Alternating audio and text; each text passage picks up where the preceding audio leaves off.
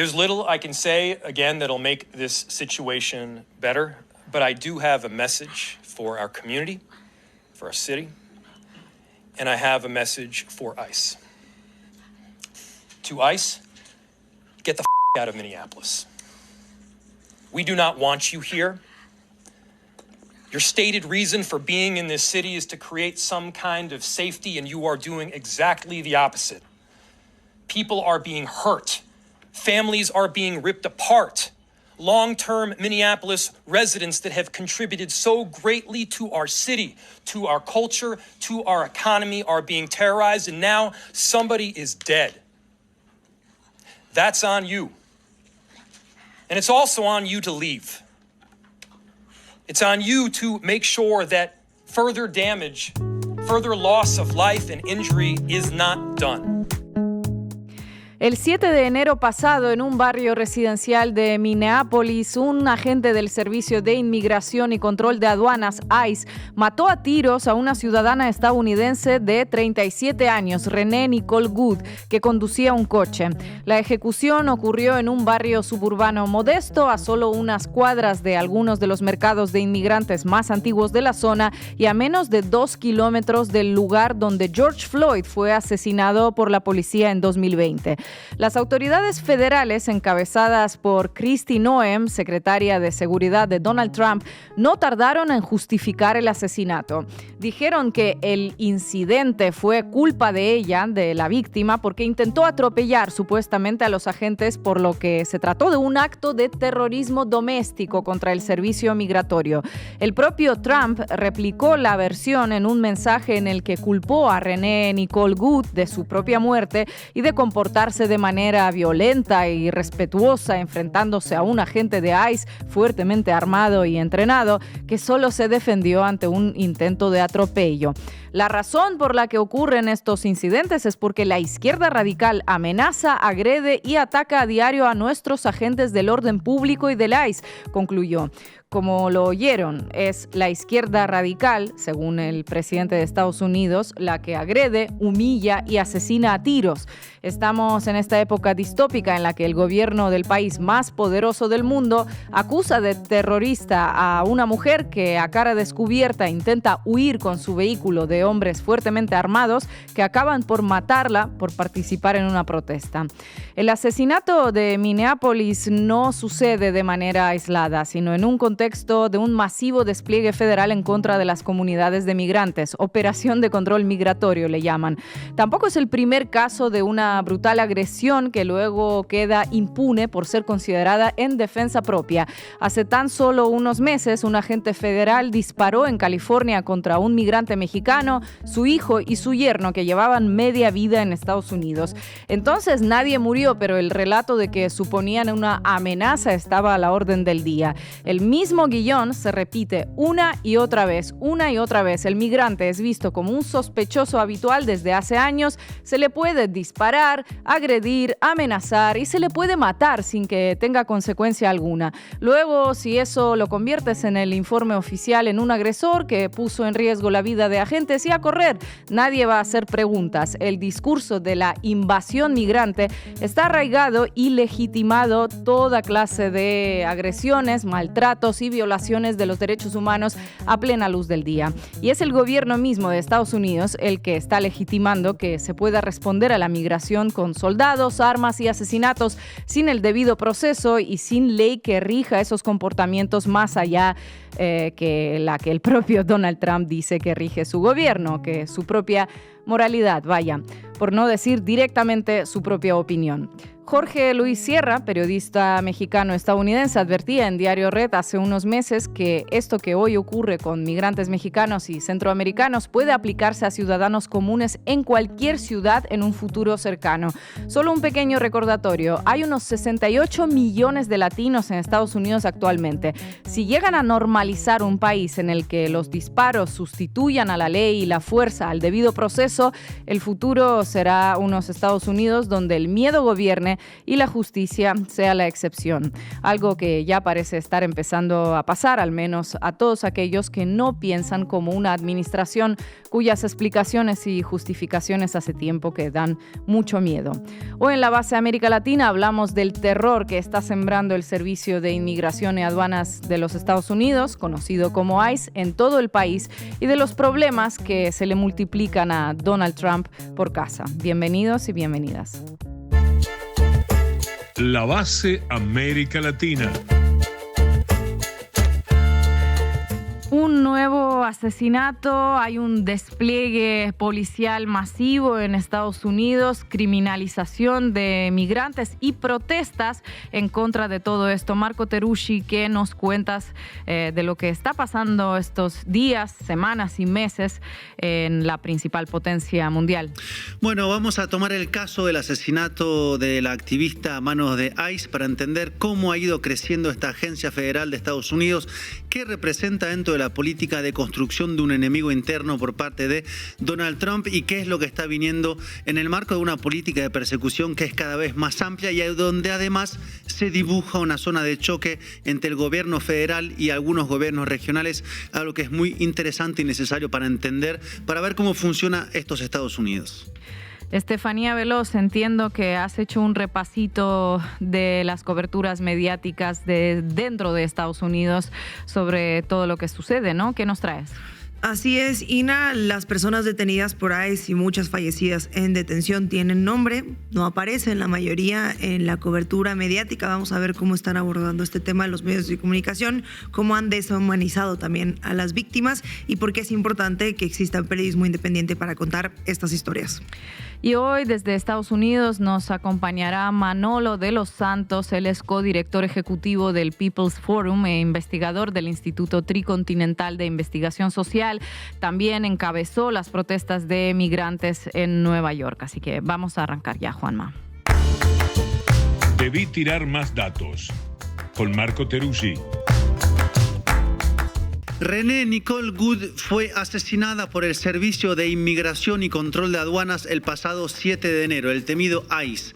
Estaba en su carro en la ciudad de Minneapolis, estado de Minnesota, en el norte del país, cuando fue interceptada por agentes de ICE. En el video se puede ver cómo un agente se acerca, discute con Goode, su pareja filma al agente y cuando Goode arranca con su auto, el agente dispara 3 veces y el auto se estrella unos pocos metros más adelante. Inclusive un doctor intenta acercarse a ver la situación de Goode dentro del carro ya chocado y el agente se lo impide. No me importa, dice. ¿Qué hacía allí Goode con su carro atravesado? Estaba justamente en el sitio para monitorear las actividades de ICE en el marco del gran despliegue ordenado por el gobierno federal e iniciado el día anterior con 2.000 agentes más de ICE y de la patrulla fronteriza en el estado. Fue a vigilar como ciudadana estadounidense las actividades de ICE, un organismo acusado de múltiples abusos, y terminó asesinada por un agente de ICE. Goode tenía 37 años, era madre, estaba en pareja y se presentaba a sí misma como poeta y escritora. El agente que la mató, según las investigaciones periodísticas, es Jonathan Ross, un veterano de guerra que había peleado en Irak con 10 años de servicio en agencias de seguridad interna de Estados Unidos. Sí, un ex soldado a cargo de persecución de migrantes dentro de Estados Unidos que terminó asesinando a una ciudadana estadounidense. Toda una representación de lo que está pasando por allá, ¿no? Sin dudas, una imagen muy clara de la militarización de la política interna por parte de Trump. Una militarización destinada a perseguir a quienes construye como enemigos internos dentro del país. Migrantes, pobres, izquierdistas, manifestantes. Enemigos internos quiere decir que son puestos en el discurso oficial y en la práctica del Estado, no como ciudadanos con derechos, sino como una amenaza a la seguridad nacional. Y por lo tanto deben ser perseguidos, detenidos, arrestados y en el caso de los migrantes expulsados. Se trata de un lenguaje y de una concepción propia de los gobiernos autoritarios o de las dictaduras en la historia latinoamericana que se apoyaron históricamente sobre el discurso del combate al enemigo interno. Una política que llevó en este caso al asesinato de Good y no fue además el único asesinato a manos de ICE desde que Trump es presidente.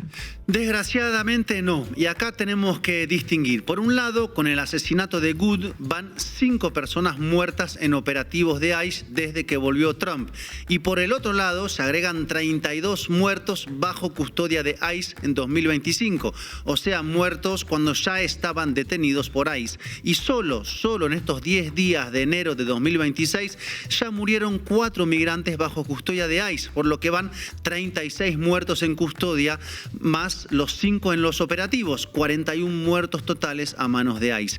El caso de los muertos en custodia es particularmente gráfico porque se trata de personas que murieron por negligencia, por enfermedad, por suicidio, por malas condiciones de reclusión, porque la violencia de ICE no solo existe en los procedimientos en la calle, donde los agentes actúan con armas largas y la cara tapada, sino también en los centros de detención.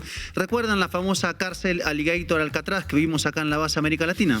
Sí, Marco, lo recuerdo. Es el centro de detención en Florida del que Trump hizo todo un show mediático y terrorífico sobre que iba a haber animales comiéndose migrantes, ¿no? Bueno, pues resulta que ahí Amnistía Internacional denunció en diciembre la existencia de, abro comillas, violaciones de derechos humanos, en algunos casos constitutivas de tortura en esa cárcel. La misma directora de Amnistía, Anna Picker, afirmó que se confirmó la, abro comillas, existencia de un sistema deliberado construido para castigar, deshumanizar y ocultar el sufrimiento de las personas detenidas, cierro comillas.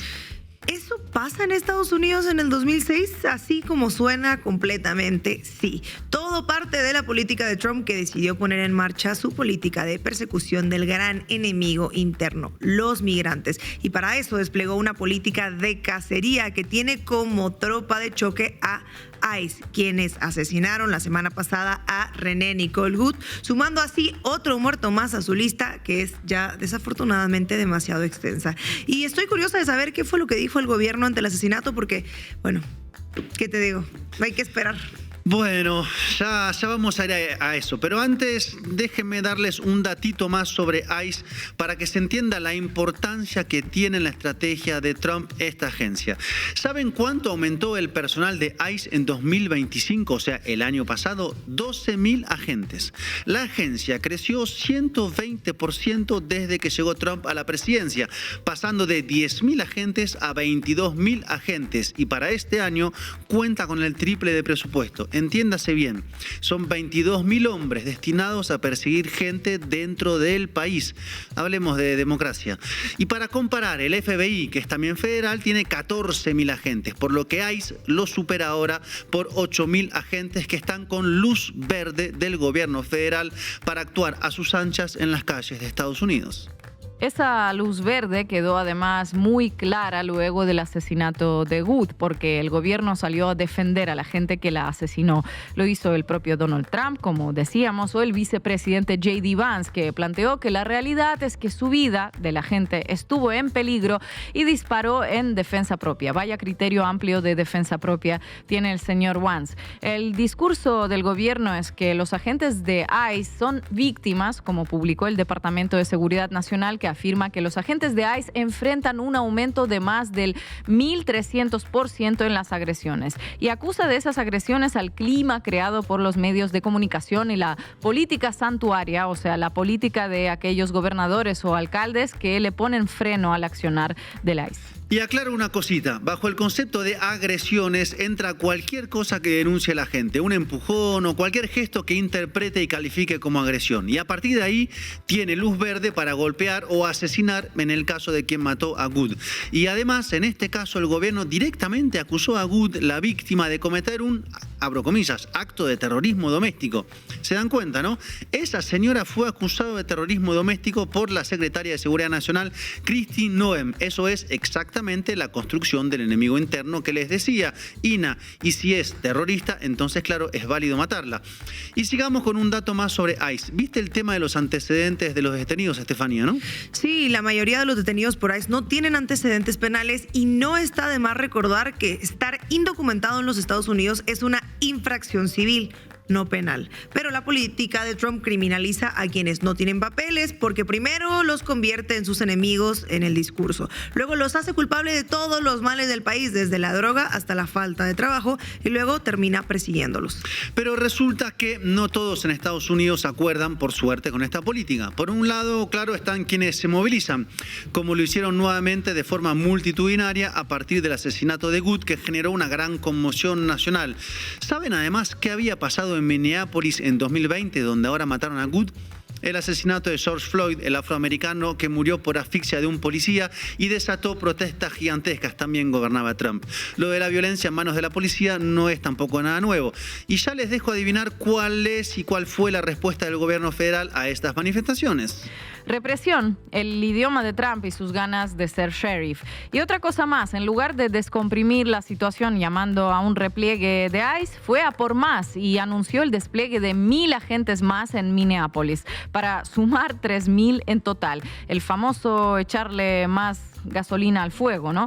Bueno, eso a lo Trump con redoble de militarización. Y algo más también, porque en medio de la crisis no protestan solamente ciudadanos contra el crimen de ICE y en defensa de los migrantes perseguidos, sino también el propio gobernador de Minnesota, Tim Walz, que había sido candidato a vicepresidente con Kamala Harris en 2024, y el alcalde de Minneapolis, Jacob Frey. Y acá llegamos a un punto medular de esta crisis, que es lo que se está conformando como un choque de autoridades institucionales, el gobierno federal contra el gobierno estatal y municipal. Escuchemos un segundo al gobernador Walz para dimensionar de qué estamos hablando. And from here on, I have a very simple message. We do not need any further help from the federal government. To Donald Trump and Kristi Noem, you've done enough. There's nothing more important than Minnesotan safety. I've issued a warning order to prepare the Minnesota National Guard. We have soldiers in training and prepared to be deployed if necessary. I remind you, a warning order is a heads up for folks. And these National Guard troops are our National Guard troops. They're teachers in your community, they're business owners, they're construction professionals. They are Minnesotans. Minnesota will not allow our community to be used as a prop in a national political fight.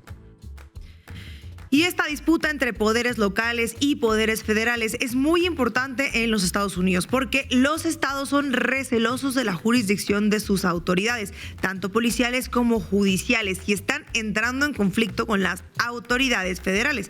Bueno, en realidad es que es al revés, porque quien está llevando la situación a choque es Trump, que busca pasar por encima de todas las autoridades regionales y desplegar así fuerzas federales como lo son ICE y en otros casos la Guardia Nacional como una fuerza de ocupación. Y estamos hablando de un conflicto entre cuerpos policiales armados, los regionales por un lado y los federales por el otro. Una chispa más y puede ser un incendio sin control. Entonces tenemos que el gobernador Walz, el alcalde Frey exigen que ICE se retire y en respuesta Trump envía más tropas de ICE como forma de imponerse como una fuerza de ocupación. Y por el otro lado está también el tema judicial que sigue esta tensión entre instituciones, más precisamente sobre la competencia para juzgarlo, claro, porque ¿quién investiga el crimen de Wood? ¿Las autoridades federales o las autoridades estatales y municipales? Bueno, el gobierno federal le dio la jurisdicción exclusiva al FBI, excluyendo a los actores regionales, y el vicepresidente Vance ya dijo que la gente tiene inmunidad absoluta frente a la Fiscalía del Estado, o sea, la deja sin posibilidad de actuar. O sea que el gobierno federal, Trump, Vance, Noem, en lugar de dar un paso hacia atrás, llamar al diálogo político, anunciar alguna corrección en las prácticas de ICE, escapan hacia adelante con más ICE, más imposición sobre los gobernadores y alcaldes que no se pliegan, más represión a quienes están en desacuerdo, más construcción de enemigo interno. Y genera, claro, muchas reacciones en contra de políticos opositores, decíamos, de manifestantes, decíamos, y también de algunas celebridades. Mark, what's the pin?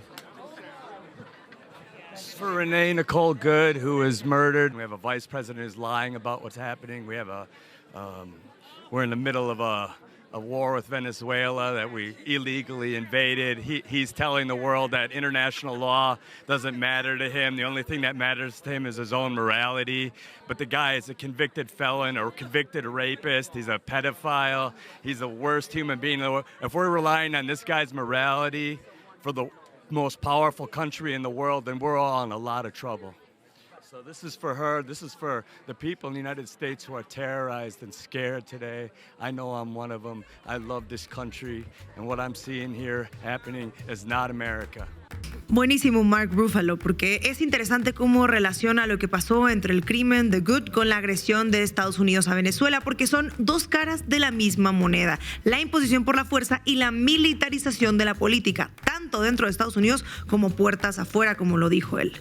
Y así, claro, como decís Estefanía, construye un enemigo interno y construye un enemigo externo. Y como pueden ver, todos esos enemigos terminan confluyendo en América Latina y el Caribe.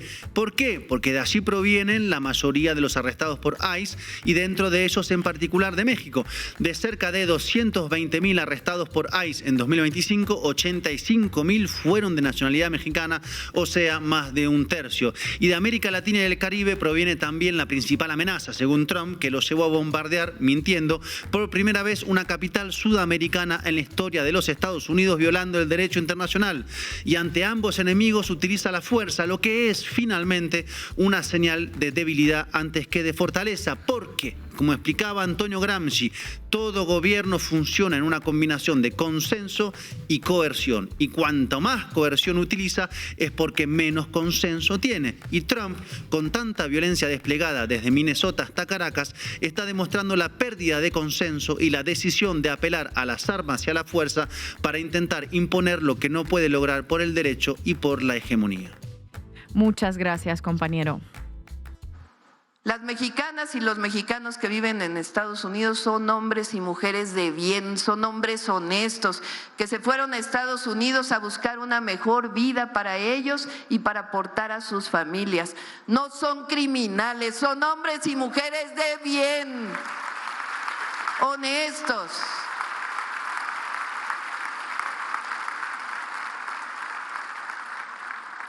Tienen toda la solidaridad de su gobierno. Son héroes, dice la presidenta Claudia Sheinbaum, y a ver cómo los pintan los medios estadounidenses. Estefanía Veloz, adelante. Vamos arriba. Cuéntamelo todo y exagera con Estefanía Veloz. Antes que nada, les voy a enseñar cómo informan los noticieros estadounidenses sobre el anuncio comercial del gobierno de Estados Unidos para reclutar nuevos agentes de ICE. Adelante. U.S. Immigration and Customs Enforcement, or ICE, has been running a nationwide recruitment campaign trying to attract people to become immigration officers. Let's take a look. You took an oath to protect and serve, to keep your family, your city safe. Join ICE and help us catch the worst of the worst. Drug traffickers, gang members, predators. Join the mission to protect America with bonuses up to $50,000 and generous benefits. Now, these ads aren't just a national campaign. Some are being made to be seen in specific communities across the country. Wow, por un bono de $50,000, la condonación de la deuda estudiantil y seguro médico, puedes cazar migrantes en todo el país. Es importante ver que el anuncio dice: ayúdanos a atrapar a lo peor de lo peor, refiriéndose a los migrantes que supuestamente son criminales, siempre según esta publicidad. Sí, una gran observación, porque vamos a ver quiénes son the worst of the worst, o lo peor de lo peor. Francisco Gaspar Andrés tenía 48 años. Era maya, originario de Huehuetenango, Guatemala. Llegó a Estados Unidos en el 2002 y durante 20 años construyó una vida junto a su esposa, Lucía Pedro Juan. Juntos eran dueños de Lucy Nursery, un vivero en Florida, y tenían 5 hijas. Esto era lo peor de lo peor. Él y su esposa Lucía fueron detenidos el 1 de septiembre del 2025. Francisco fue trasladado a Fort Bliss el 19 de septiembre en Camp East, Montana. Fort Bliss es una instalación que abrió en agosto de 2025 en terrenos de una base militar en El Paso, Texas, una de las bases militares más grandes de Estados Unidos que ICE utiliza como centro de detención y es prácticamente inaccesible. El 3 de diciembre del 2025, a las 5:53 de la mañana, murió en un hospital del Paso, Texas, por insuficiencia renal, después de estar 93 días en custodia de ICE. Su esposa Lucía había sido deportada 5 días antes mientras él agonizaba, conectado a máquinas de cuidado intensivo, y nunca pudo despedirse de él. ¿Y cómo es que nos enteramos de esto? Bueno, Marco, es una gran pregunta que vamos a intentar responder hoy, porque ICE emitió un comunicado el 5 de diciembre, 2 días después de la muerte de Francisco, pero según El Paso Matters, un medio de comunicación local, este comunicado no parece haber sido distribuido ampliamente a los medios. El primer medio en reportar la muerte fue exactamente este medio, El Paso Matters, 6 días después del fallecimiento. El Congreso no fue notificado directamente hasta casi una semana después de la muerte, y esto fue porque el Congreso emitió una solicitud de información sobre el caso. Entonces murió el 3 de diciembre, ICE emitió un comunicado el 5 que nadie vio y el primer medio lo publicó el 9 de diciembre, casi una semana después. Es así, ¿no? Y sí, así es, así funciona el sistema, porque si quieres saber cuántas personas están detenidas por ICE, en este momento, cuántas han muerto en custodia, cuántas familias no saben dónde están sus seres queridos, la respuesta depende de quién está haciendo el trabajo de informar. Así sucedió también con Luis Beltrán Yáñez Cruz, que tenía 68 años. Era hondureño, entró a Estados Unidos por primera vez en 1993, cerca de Eagle Pass, Texas. Fue removido y volvió a entrar. Llevaba más de 30 años yendo y viniendo, intentó varias veces regularizar su situación para poder tener un estatus legal. Esto era lo peor de lo peor. Murió a causa de un paro cardíaco mientras estaba detenido por ICE. ¿Y en este caso cómo se hizo pública la muerte? Bueno, de su muerte se enteraron principalmente por la publicación en medios locales marginales y en páginas de organizaciones que protegen derechos de los migrantes. Pero vean cómo informaron sobre su muerte en NBC News. El titular dice: hondureño indocumentado muere en hospital de Indio bajo custodia de ICE. El nivel de deshumanización es tal que un hombre llamado Luis, que por cierto estaba pendiente de una decisión judicial sobre su estatus legal, es para un medio estadounidense un hondureño ilegal que simplemente se murió. Abres el periódico en la mañanita con el cafecito, lees, muere hondureño ilegal. Ah, bueno, qué pena, terminas el cafecito y pues sigue tu día. El lenguaje está diseñado para que al público no le importe la muerte de Luis. Si lo llamas ilegal, en lugar de Luis Beltrán Yáñez Cruz, de 68 años, que lleva décadas viviendo en ese país, la muerte se vuelve abstracta y por lo tanto es impersonal. El medio independiente Notus publicó que Abdulkadir, un hombre de 46 años de Eritrea, que había estado detenido durante 215 días, sí, 215 días sin sentencia, y Nenko Stanev Ganchev, un hombre de 56 años de Bulgaria, murieron en centros de procesamiento, es decir, no estaban formalmente detenidos. Y Dalvin Francisco Rodríguez, de 39 años, de Nicaragua, fue encontrado sin pulso en un centro de detención de Pensilvania el 4 de diciembre y fue declarado muerto 10 días después, más o menos. El periódico The Guardian publicó el 22 de diciembre una investigación que debería haber sido portada en todos los medios del mundo. El titular en español sería: 32 personas murieron en custodia de ICE en el 2025, igualando el récord de hace 2 décadas. La nota dice que en diciembre fue el mes más mortífero, con 7 muertos, incluyendo 4 en un periodo de solo 4 días. La información para esto se obtuvo principalmente de medios independientes. Esta nota y otra muestran que los centros de detención son impenetrables aún tras varias muertes, y eso incluye que ni miembros del Congreso estadounidense puedan acceder o entrar. Y no se puede acceder a las personas detenidas, no se puede saber dónde están durante los más de 100 o 200 días que duran, en sentido secuestradas, entonces están prácticamente desaparecidas, ¿no, Marco? Sí, Sí, y si no podés entrar a verificar y la información oficial está desactualizada y las familias no pueden localizar a sus seres queridos, entonces ¿cómo sabemos qué es lo que está pasando? De eso trata una democracia. Esta es la pregunta central y la respuesta es que sabemos gracias a 3 fuentes: medios independientes, organizaciones de derechos humanos que documentan casos individuales y ciudadanos y ciudadanas comunes que grababan con sus teléfonos, como el caso de René. Efectivamente, una de las prácticas que ha surgido es que cuando los ciudadanos ven que están deteniendo a alguien, graban el momento y la persona detenida grita su nombre completo, su fecha de nacimiento y un contacto de emergencia. El nivel de confianza que han desarrollado en sus autoridades. Como este video de una redada dentro de una tienda donde se llevaron a empleados que aseguraban ser ciudadanos. What's your name? What's your name? Jonathan Aguilar Garcia. I'm literally a U.S. citizen. Give us a phone number. U.S. citizen. Get the fuck out of here, racist. Why are you kidnapping our citizens? Get in there. Why are you? Why? Sir, give us your phone number. We'll call your family. Give us your phone number. At least What, you want your family to know? I literally have my passport. Let him get out his passport. What's your name? What's your name? We'll find your family. Christian, what's your last name? What? Hey! Get back there now! Give us what's a phone number we should call? That's my mom. That's your mom? We'll Yeah. call you. And your first name's Christian, right?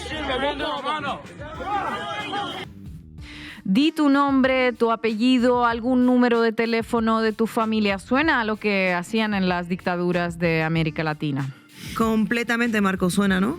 Sí, en Argentina, en Chile o en Guatemala, cuando los militares se llevaban a alguien, los testigos gritaban el nombre y los datos de la persona para que quedara registro de quién había sido llevado. Era la única forma de intentar documentar las desapariciones cuando el Estado se negaba a reconocerlo y era él quien hacía las desapariciones. Y no es que estemos haciendo comparaciones históricas porque sí. De hecho, la Oficina de Washington para América Latina, conocida como WOLA, que no es la institución más zurda del mundo, publicó un documento titulado Lecciones de América Latina mientras Estados Unidos confronta la desaparición forzada. El artículo conecta directamente lo que está sucediendo hoy con ICE con la historia de desapariciones forzadas en el continente durante las dictaduras militares. El documento dice textual algo bastante ilustrativo. Ina, ¿podrías leerlo? La desaparición es una estrategia estatal deliberada, no un accidente burocrático, ya sea permanente o solo temporal, o ya sea cometido por el gobierno o actores no estatales. El secreto más la negación equivale a la desaparición. Al principio de la dictadura, a los familiares se les dijo que los secuestros que presenciaron nunca habían ocurrido o que las víctimas de alguna manera se lo merecían. El objetivo era la parálisis a través de mentiras y negaciones. Eso lo dice WOLA. Y un caso que se volvió viral fue el de Tatiana Martínez, una TikToker colombiana que se asume como activista porque grababa a los agentes de ICE deteniendo personas. Fue arrestada en agosto del 2025 mientras transmitía en vivo documentando redadas. Esto también era lo peor de lo peor. La detuvieron precisamente porque estaba grabando a estos agentes. Entonces, si grabas, te arrestan, pero si no grabas, nadie sabe lo que pasó. Y es que ahí está el dilema. Las redes sociales se han convertido en el único mecanismo de documentación que ICE no puede controlar completamente, como el caso que contaba Marcos sobre René Nicole Goode. Los medios tardan, como ya vimos en varios ejemplos, días en exponer lo que sucede con las personas detenidas. Y aunque todo suena tan terrible que nos podríamos estar preguntando en este momento, ¿quién puede estar defendiendo esto? Pues sí hay personas que lo defienden, ¿no, Ina? Sí, no sorprende quiénes son. Bill Ackman es, por ejemplo, un multimillonario con un patrimonio de 9.300 millones de dólares, conocido por su estrategia de comprar acciones en empresas en bancarrota y luego pues beneficiarse de su revalorización. Bill donó $10,000 a GoFundMe del agente Jonathan Ross, el mismo que disparó a René Nicole. Un multimillonario donando a la gente que mató a una persona. No me lo puedo creer. El medio Newsweek reportó la justificación de Ackman. Él dijo que cree en la presunción de inocencia y que de hecho también intentó donar a la familia de Goode, pero el GoFundMe ya estaba cerrado. Después se documentó que esto resultó ser falso. Un multimillonario que miente, no me lo puedo creer. Recapitulemos entonces, al menos 36 personas han muerto tras su detención por ICE. En total, 32 muertes en el 2025 y el número más alto en 2 décadas, y 4 más en los primeros 10 días del 2026. El Departamento de Seguridad los llama lo peor de lo peor, pero como vimos, no son padres de familia, trabajadores jóvenes, activistas, y el tema es que aún si sí fueran lo peor de lo peor, nadie merece que lo desaparezcan. Pero la narrativa es que son los malos para que la gente piense pues que se lo merecen. Como este video de una madre de 2 hijos que trabajaba repartiendo comida. ICE la venía persiguiendo y al entregar su pedido se refugió en la casa de una mujer. Le mostró que era ciudadana, pero al final la mujer de la casa terminó entregándola porque la policía se lo pidió. I'm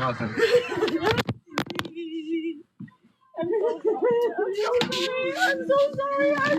I don't know what to do. I'm so sorry.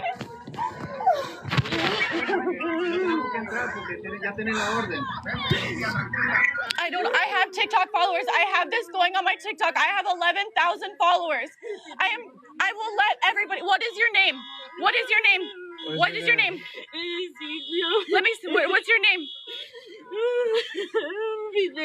Okay, ma'am. The police said I have to let you go. Ma'am. I don't know what to do. No, ya me van a deportar.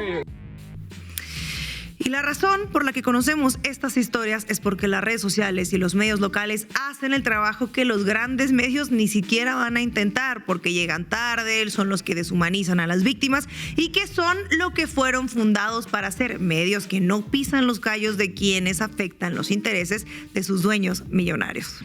Cuando un gobierno opera en la oscuridad y los medios corporativos miran hacia otro lado, la tarea de documentar queda en manos de ciudadanos con teléfonos a riesgo de ser detenidos y de medios locales que hacen el trabajo que nadie más se atreve a hacer. Por eso hoy desde la Base América Latina les recordamos lo importante que es apoyar al periodismo independiente. Muchas gracias, compañera. Los latinos en Estados Unidos producen 3.6 billones de dólares en el Producto Interno Bruto de Estados Unidos. Acuérdense que billones de dólares son 12 ceros. Si fueran los latinos nada más en Estados Unidos, no estamos hablando de Latinoamérica, si los latinos en Estados Unidos fueran una economía sola, serían la 5ª economía más grande del mundo. Esto quiere decir que si los latinos fueran la 5ª economía más grande del mundo, serían nada más pequeños que Estados Unidos total, China, Japón y Alemania. A buena entendedora, con Ina Afinogénova.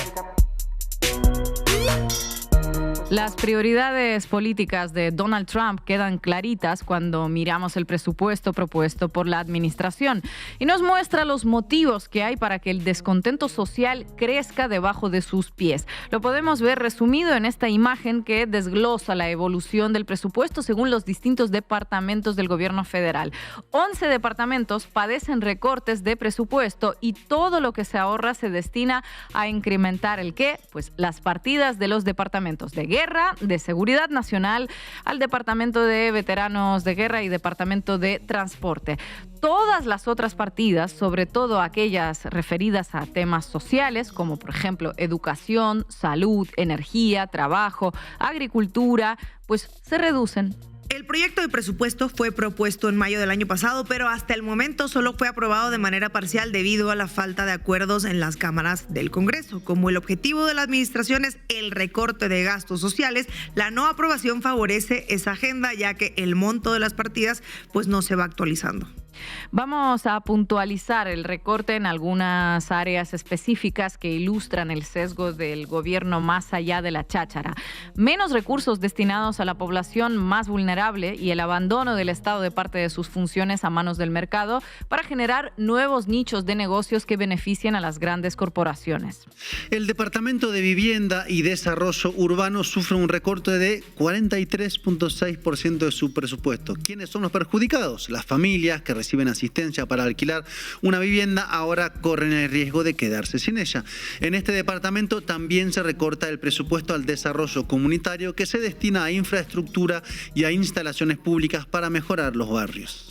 El Departamento de Salud ve reducido su presupuesto en un 26,2% de 127.000 millones a 93.800.000 millones. Se reduce el presupuesto destinado al control de enfermedades, a la prevención y a la investigación. En el Departamento de Educación, la tijera poda el 15.3% del presupuesto, que pasa de 78.000 a 66.000 millones de dólares. Entre las víctimas se cuentan los estudiantes de bajos ingresos, obviamente, ya que se reducen las becas y se endurecen las condiciones para acceder a ellas. Los planes de la administración en materia de educación son más ambiciosos todavía, ya que se propone cerrar por completo el departamento. Otros recortes que podemos encontrar en el presupuesto es en los fondos destinados a la asistencia alimentaria y la eliminación de programas que ayudan a pagar las cuentas de electricidad y calefacción. También se reducen los subsidios al transporte público, lo que permite una suba de las tarifas. La semana pasada, Trump también congeló los fondos destinados al cuidado infantil, pero con una particularidad. Lo hizo solo sobre los estados gobernados por los demócratas, con los que está evidentemente enfrentado: California, Nueva York, Minnesota, Illinois y Colorado. El epicentro del discurso de Donald Trump, volver a hacer grande a Estados Unidos, queda desmentido cuando miramos los números. ¿En qué áreas deberíamos ver aumentos si ese fuera el objetivo real? Pues educación, ciencia, investigación, tecnología, infraestructura. ¿Cómo hacer grande a un país sin invertir en esas áreas? Lo que encontramos allí son recortes y más recortes. Los fondos para infraestructura están siendo postergados y los proyectos para modernización de autopistas y puentes fueron congelados. En términos de energía, la obsesión y los negocios de Trump con los hidrocarburos y con las petroleras llevaron a recortar la inversión en los programas destinados al desarrollo de energías renovables. La seguridad energética inmediata es priorizada por sobre la transición a largo plazo. El liderazgo de China en energías limpias es indiscutido y la política de la administración conduce a que la brecha sea grande a favor de Pekín.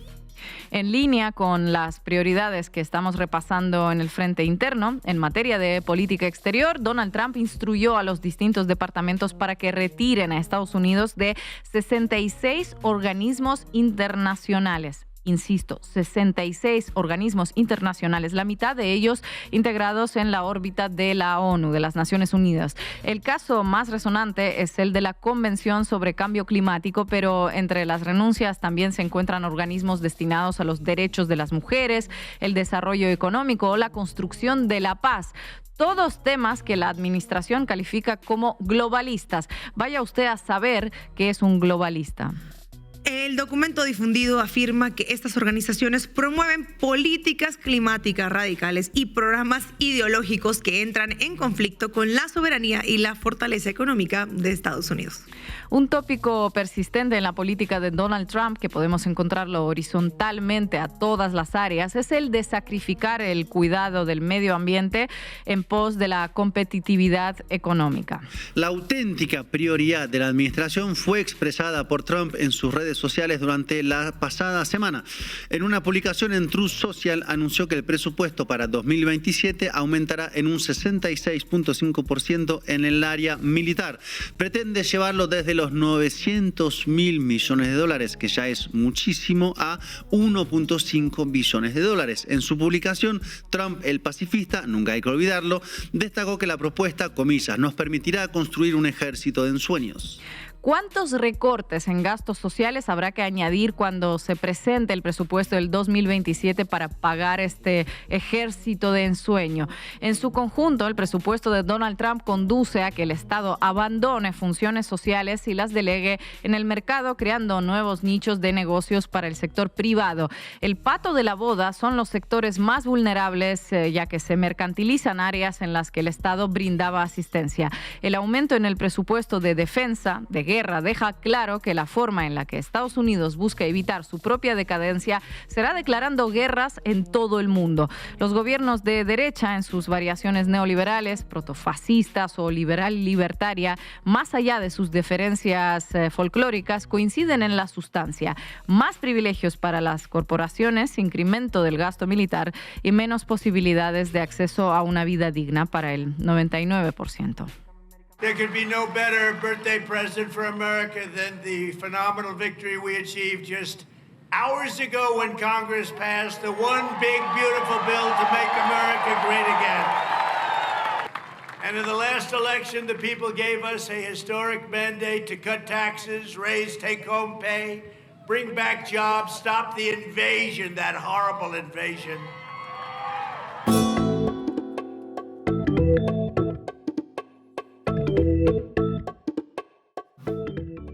Y hoy nos acompaña Manolo de los Santos, él es codirector ejecutivo del People's Forum, es también investigador del Instituto Tricontinental de Investigación Social. Él encabezó las protestas de migrantes en Nueva York. Manolo, muchísimas gracias por estar en La Base. Bienvenido. Gracias a ustedes por invitarme de nuevo. Manolo, voy con varias preguntas a la vez en una. ¿Cómo se para esa violencia estructural de ICE? ¿Qué capacidad de acción y de movilización tienen ahora las comunidades migrantes dentro de Estados Unidos, teniendo en cuenta el hecho de que 1 de cada 5 habitantes de Estados Unidos es latino?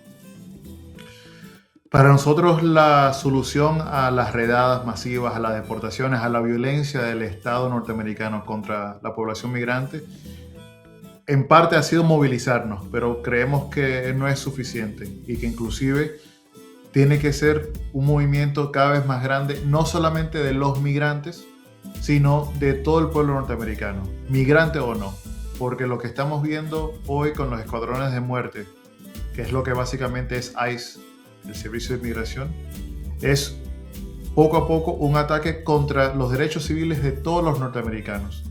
Sean ciudadanos o no, sean migrantes o no, tengan documentación o no.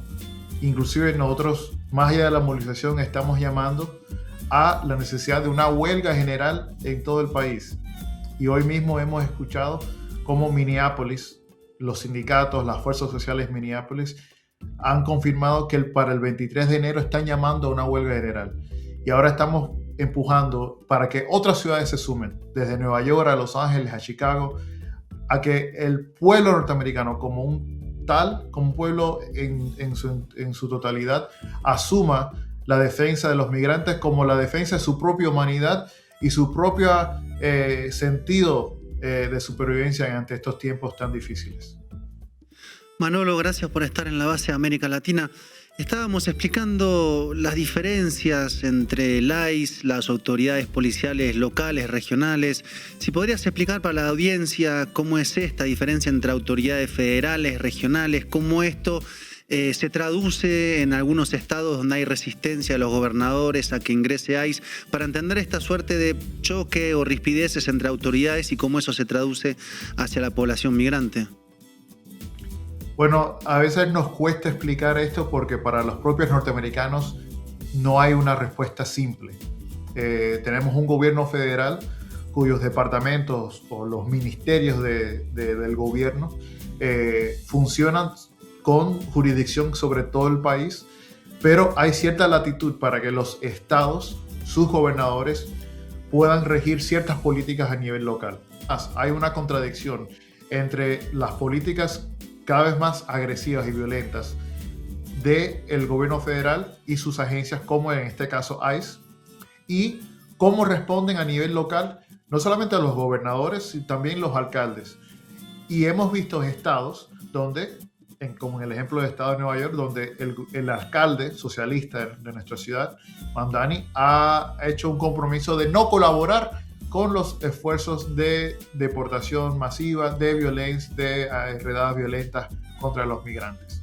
Pero hay muchas otras ciudades en el país y hay otros estados donde la policía de esas ciudades y esos estados sí colabora en los procesos de deportación, sí participa activamente en estos procesos.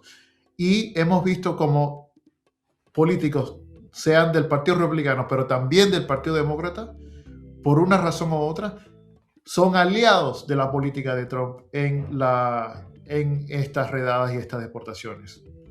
Hemos visto como precisamente en estos últimos días, después del asesinato de Renee Good, cuando lo lógico es que si una persona asesina a otra, se le lleve a la justicia, el gobierno federal asume que no hubo un crimen y por lo tanto no tiene nada que investigar.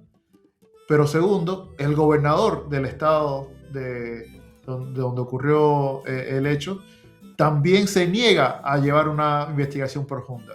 Por lo tanto, hemos visto un caso donde ambos, demócratas como republicanos, terminan trabajando juntos para encubrir la justicia y hacer realmente crear un estado de terror donde los migrantes, las personas pobres, las personas que tienen que salir a las calles a luchar su vida todos los días, sienten que están en riesgo de que ellos son los próximos que van a tomar.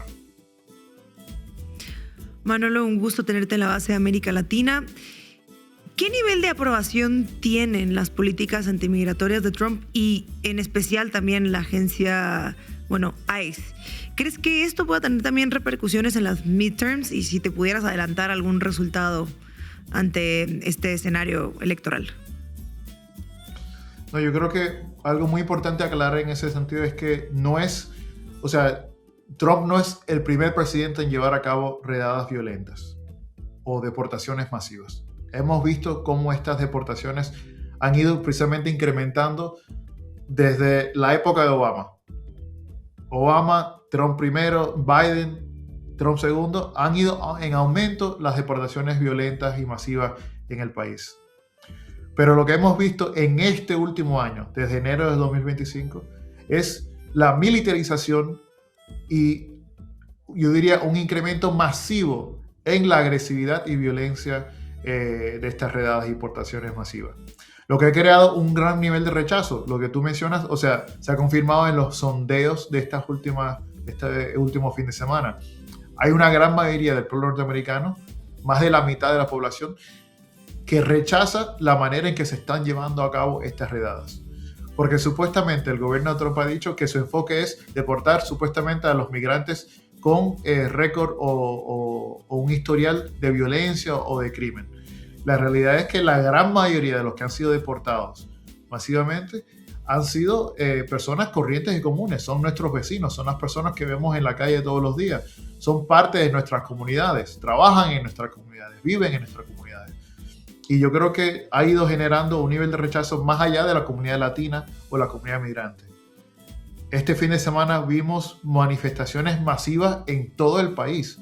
Estamos hablando de cientos de miles de personas en todo el país, casi millones, que rechazan esta política. Y yo creo que sí va a tener un impacto en las elecciones de noviembre o las elecciones de medio término. Lo que nosotros sí planteamos del movimiento es que nosotros no podemos esperar hasta noviembre.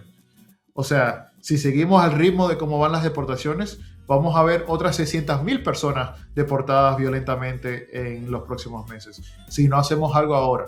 Por eso la necesidad de nuevo, hay que ir a la huelga general, hay que hacer un paro definitivo contra este gobierno que constitucionalmente no es un gobierno fascista, pero ideológicamente es un gobierno fascista. Ideológicamente, cuando tú ves los carteles, los eslóganes, los mensajes, la ideología detrás de la política de Trump hacia los migrantes es una ideología completamente fascista. Manolo, muchísimas gracias por tu análisis. Te mandamos un abrazo desde Ciudad de México. Muchas gracias a ustedes. Y llegamos al final de nuestro programa. No se olviden de suscribirse a nuestro canal de YouTube, La Base América Latina se llama, compartir este vídeo, ponerle un me gusta, dejar sus comentarios. También pueden hacerse socias y socios de Canal Red escaneando el QR que les dejamos en pantalla. Como les venimos diciendo, es sumamente importante ahora mismo apoyar el periodismo independiente y también les dejamos otro QR que les va a llevar directamente a nuestra lista de reproducción en Spotify por si prefieren escucharnos y no vernos. Y mañana a las 7 hora chilanga nos vemos aquí. Hasta pronto.